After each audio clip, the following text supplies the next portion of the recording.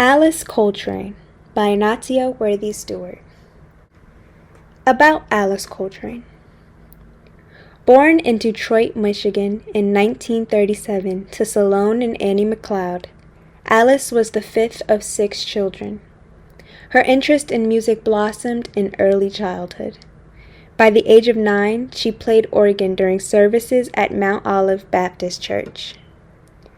In the early 60s, she began playing jazz as a professional in Detroit with her own trio and as a duo with vibist Terry Pollard.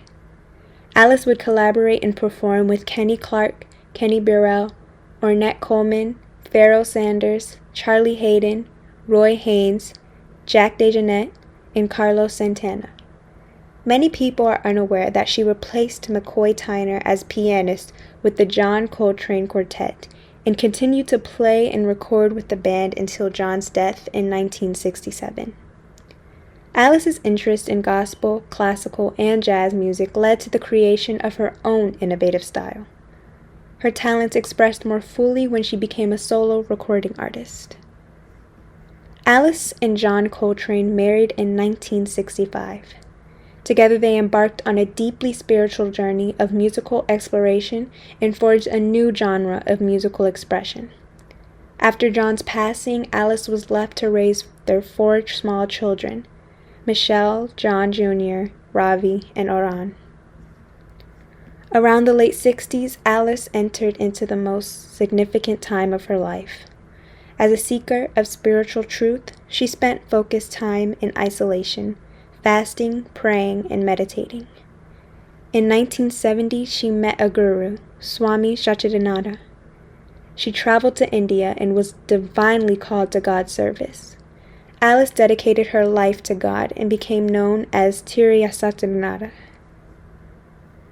Alice Coltrane Tirya Satyanada became the founder and director of the Vedantic Center in 1975.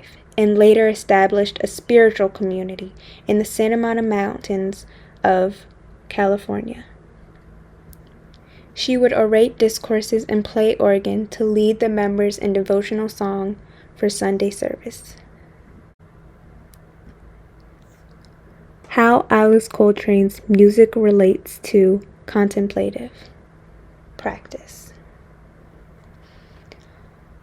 Her work is contemplative in her process because one of her songs, Journey in Satchidananda, really gave into her thought process on it being peaceful, but still giving a little oomph to the old-timey jazz area.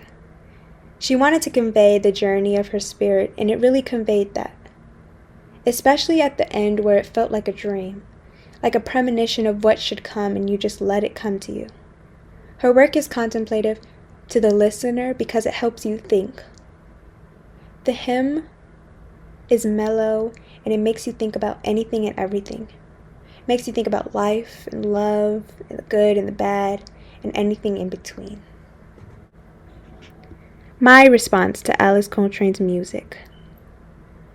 Her music helps you achieve your higher self, and that is exactly how I responded.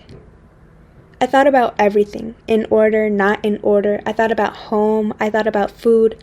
I even thought about my roommate and her own women's studies class. It just helped me think beyond myself in just a moment. It was a surreal and beautiful moment. Thank you. Citations, the end.